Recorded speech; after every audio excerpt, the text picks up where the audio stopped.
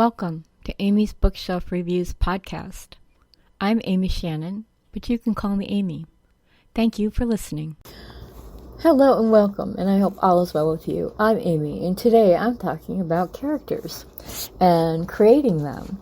And, just a few tips and information about how you create a character. When someone is telling a story and introduces the characters need to have some flair or some kind of depth. You want to make sure that they're like a person, a real human being. And the storyteller wants the characters to be more than one-dimensional idea, but be also somebody relatable, personable, even if the character is an alien, or there should be some kind of hint of human quality. That way a reader can actually relate to that. Characters are not just the people or animals or whatever brings the story to life, but the character can also be the setting. It's an important part to the plot and important to the story, and it has an impact on other characters. And when I think about what that would mean, in my series or saga, the MOD Life Epic Saga, most of the setting is set in a fictional town in Arizona, and where they are located, there's desert around the towns. So that is something, like, if you have never been there, you would want to do your research on the type of weather and settings and things that could affect it. Arizona doesn't very much get snow. They might get some cold weather. The air is dry, sandy, of course, and I've had natural disasters happen, like earthquakes, because I've did research on earthquakes. Also, you can get flooding and things like that, which can affect your story.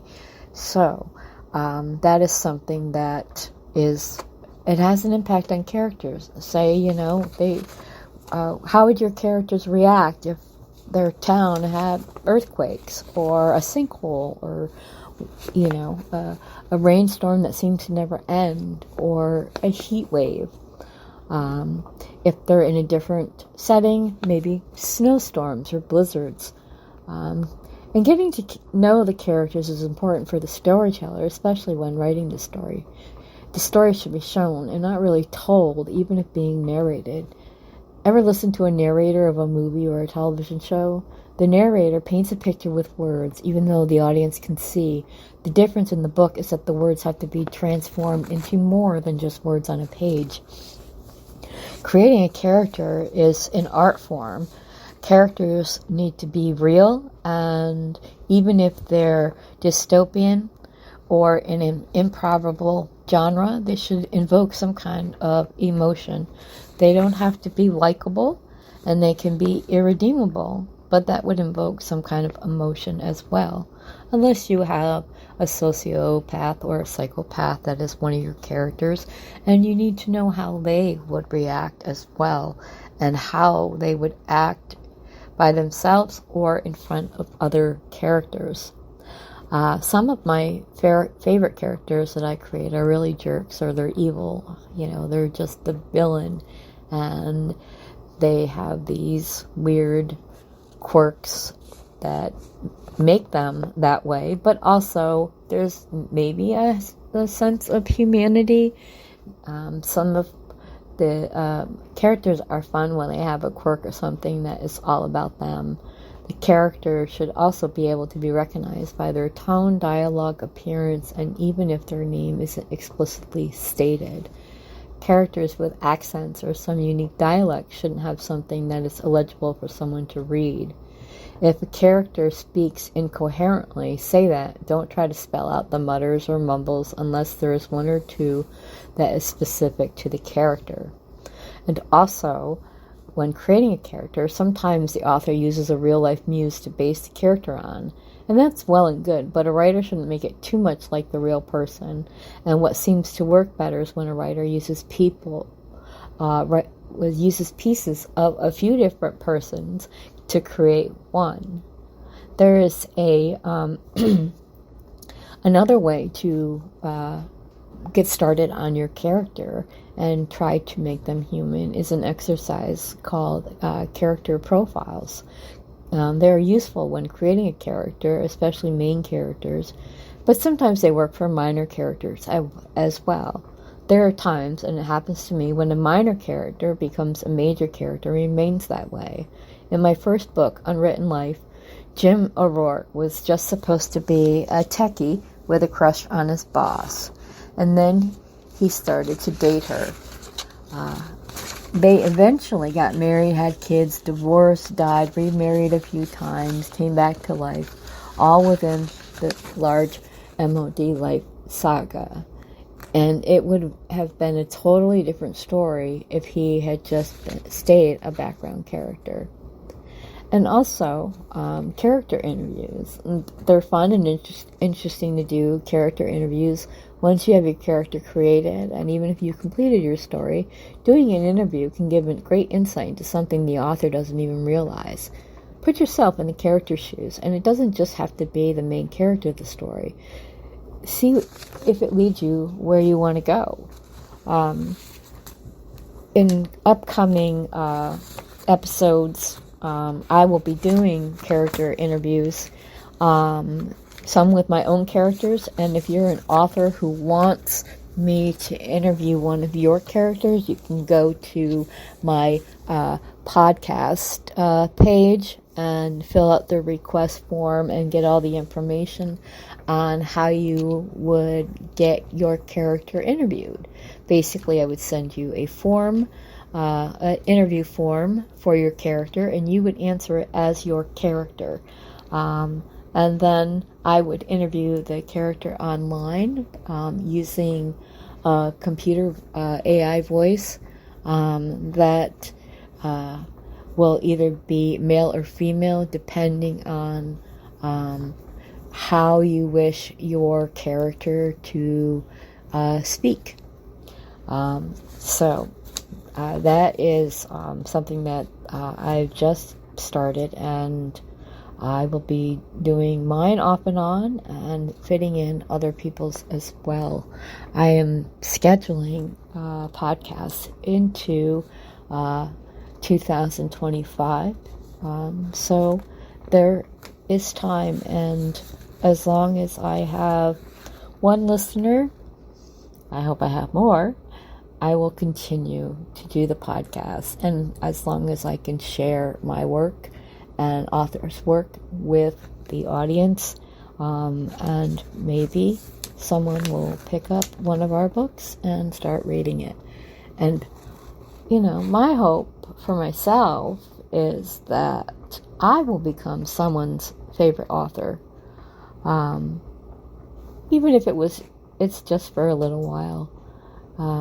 It's nice to know that. I have a lot of authors that I read for, and I have a lot of authors that I enjoy reading their work, and I can't say which ones are my favorite, but I can say the ones that keep coming back to me, I really, I invest in those authors, and sometimes I refer to the legacy authors, the ones that keep coming back to me, as my authors when I speak to them, and it's a term of endearment, because I am so grateful for the love and support I get from these authors, and I try to do my best to support them in return. And in continuing the conversation about characters, recently, not that long ago, I wrote 2019, I released my book. It was workbook, Depths of Characters, and it is still available on sale. It has exercises for writers.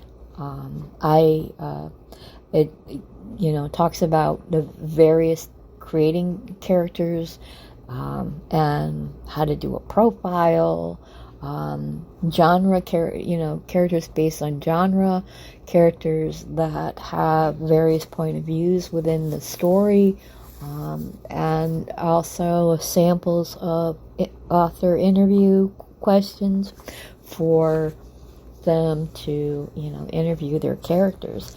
Sometimes if you do it after you've written a couple drafts of your book, you might find, as you're thinking as that character, which you've created and it's inside, and that person is inside you, that you may want to add more about that character to the actual story and not just keep their secrets to yourself.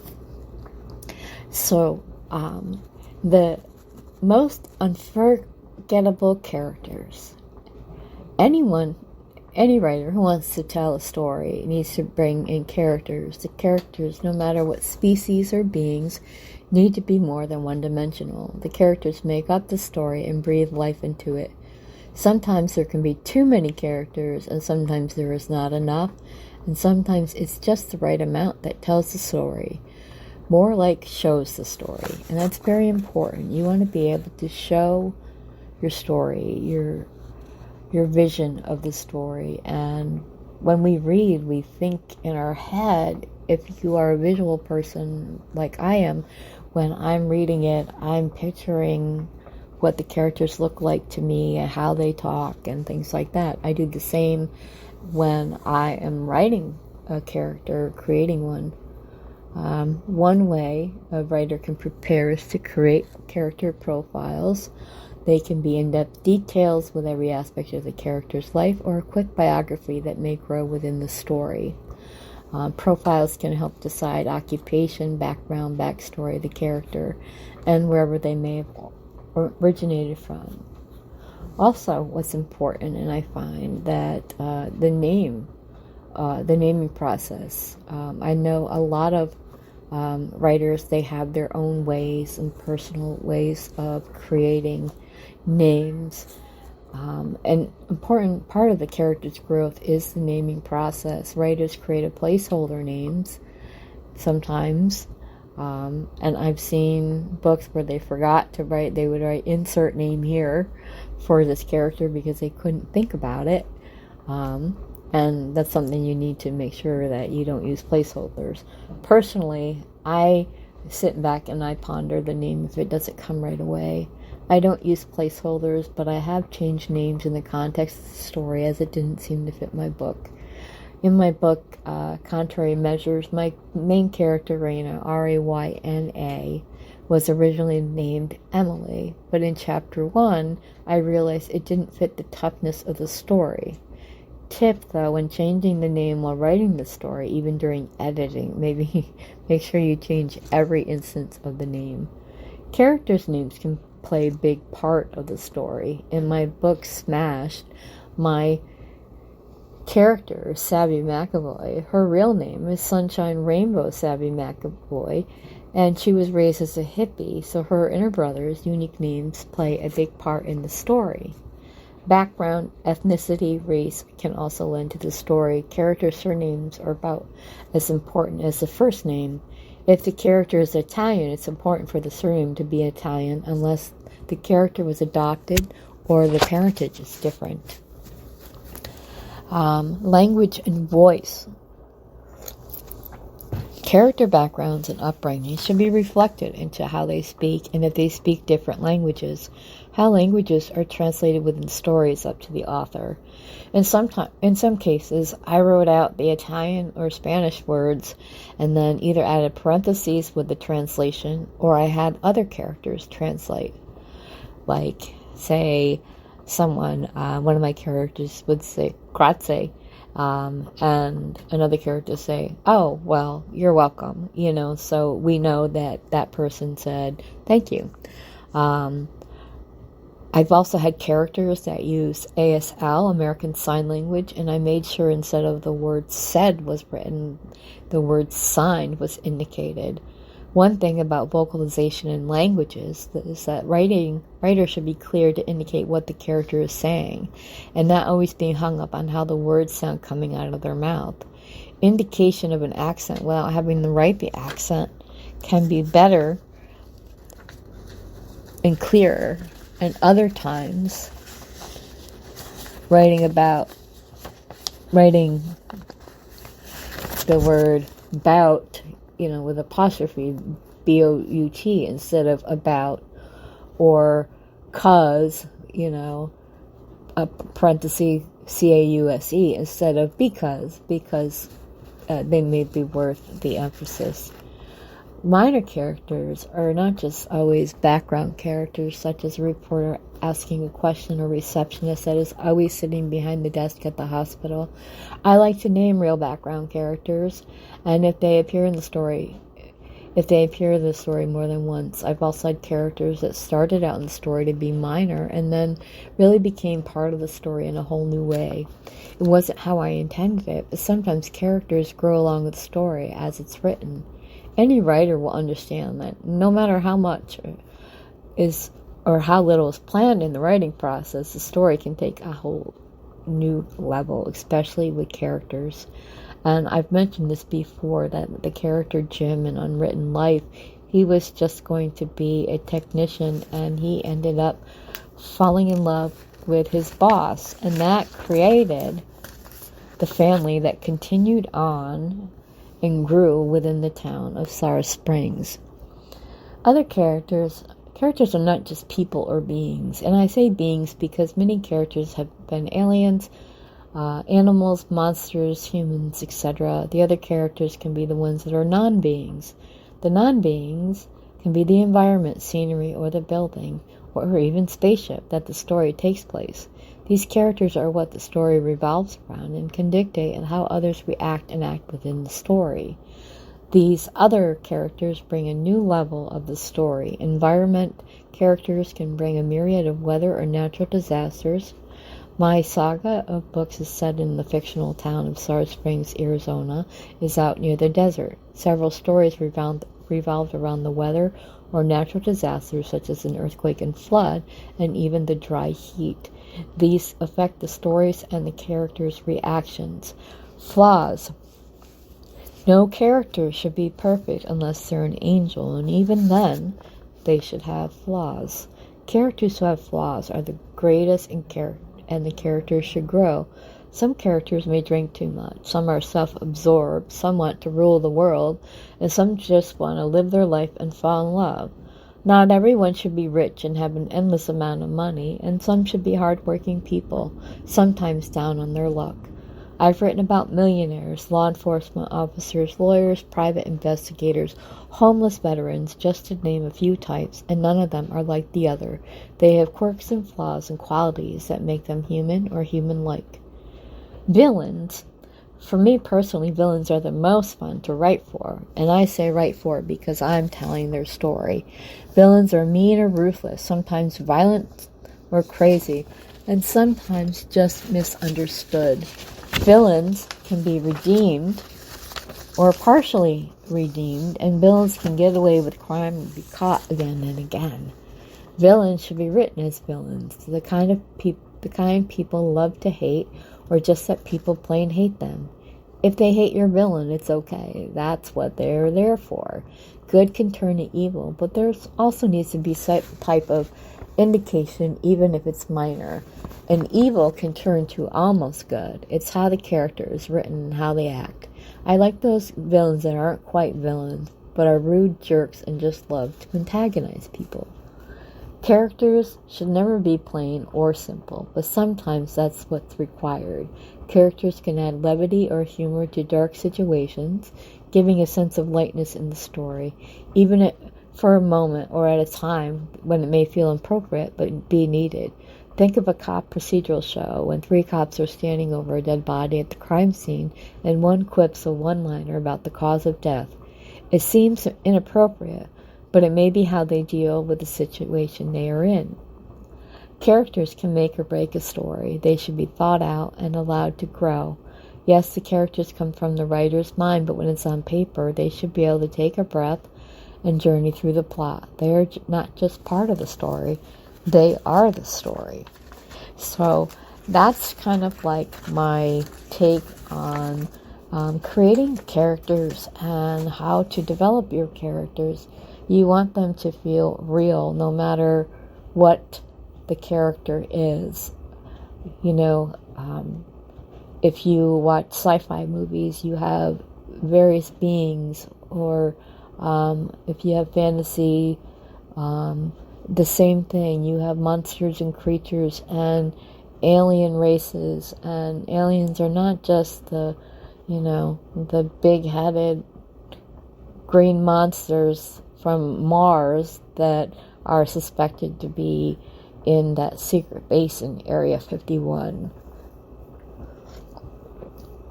And also, one thing you can find, which I find is really interesting, is people observation. You know, you kind of go somewhere and you people watch and you kind of figure out, you know, what they might be saying or how they inspire you. I was working in a corporate job, and there were 4 of us in one room at one huge table, and we all had our corner of the table. And one of my coworkers was this tall, beautiful woman, and she was so kind. And one time, a developer, we were software testing at the time. One time, a developer had come in, and he had to talk to her, but he was shy, and he couldn't look her up at her in the eye and talk to her face to face. As I noticed how he was holding a water bottle, and he was very nervous that he was twisting it and squeezing it, and I swear that if he twisted it any harder, the water was just going to burst open from the top. And he stuttered a lot to get the information out, but you could tell that he was enamored by her beauty and her kindness. It's like as if he had never encountered a beautiful woman before that he had to directly talk to.